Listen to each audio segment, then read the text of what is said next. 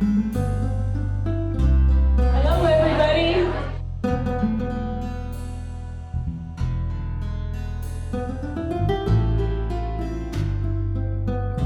Welcome to beautiful Ravine Vineyard. It is my pleasure and my distinct privilege to be introducing Catherine Dunne. Burgess had this to say: Dunne reveals the brutal power of seduction and the redemptive qualities of children.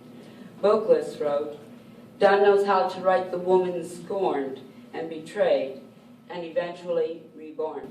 Translated into several different languages, and I believe I can say with absolute certainty that Catherine Dunne is a master of words who has earned justifiable international recognition and praise. At first I became her student, but now I'm her friend.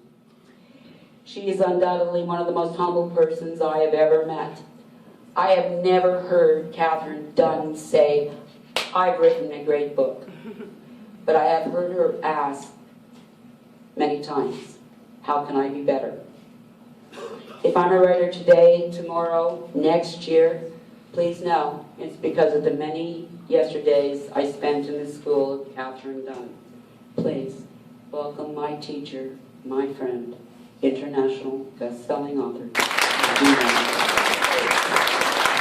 An overused phrase in Dublin when children have been misbehaving and their parents say, come here till I kill you.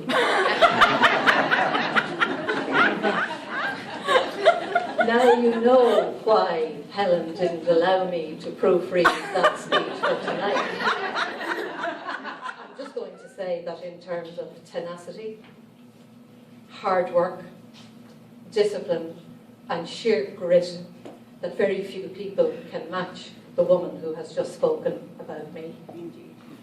Thank you, Helen. And a big thank you to those of you who popped in some questions for As a Kat. writer, you have to be terminally curious. We're very, very nosy people. I don't drive anymore because I find public transport is much better for eavesdropping. You hear lots more interesting things on the tram and the bus and the train than you can in your car. So for the sake of my books, I abandoned the car some time ago. I think what happens is that you take little bits from everybody that you know, but the whole art of fiction is about transformation. So nobody, with any luck, should ever recognize themselves in anything that you write. And if they do, you haven't done your job properly. I find it exhilarating a lot of the time. That's usually in the early stages when you're trying to pull a story down out of the ether.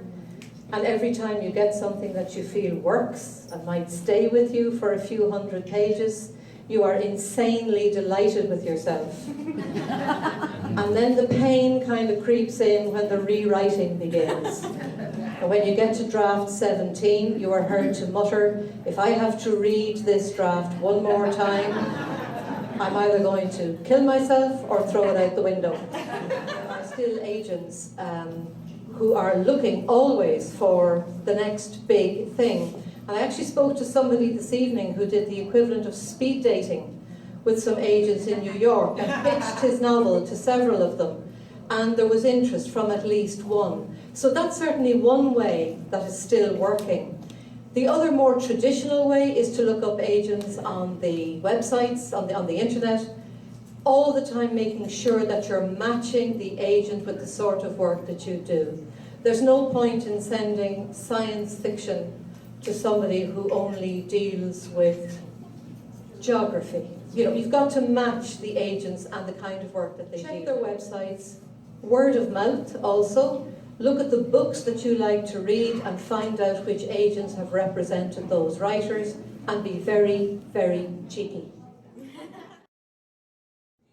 Is there someone here tonight amongst us who will serve as inspiration for a character in one of your upcoming novels?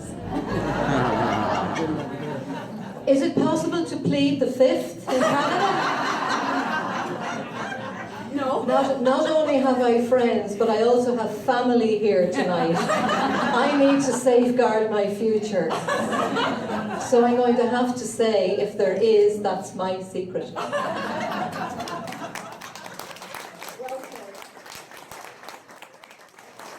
Are there any questions from the floor? Yes, question from the floor. You've written, which one has been your favorite? I'm afraid the only answer to that is the next one. Because each time, with each book, what most writers try to do, unless you're writing to a formula where everybody knows it's predictable and how it's going to start, what the middle is going to be like and how it's going to end, I'm not interested in doing that, I never have been. So for me, with every book, I want to raise the bar a little bit higher. And so with the one that I'm working on at the moment, I feel I am raising it. So the book that I'm working on now always has to be my favourite, not the one that's just been published. Sorry about that. Catherine Dunne giving us a wonderful memory of this evening.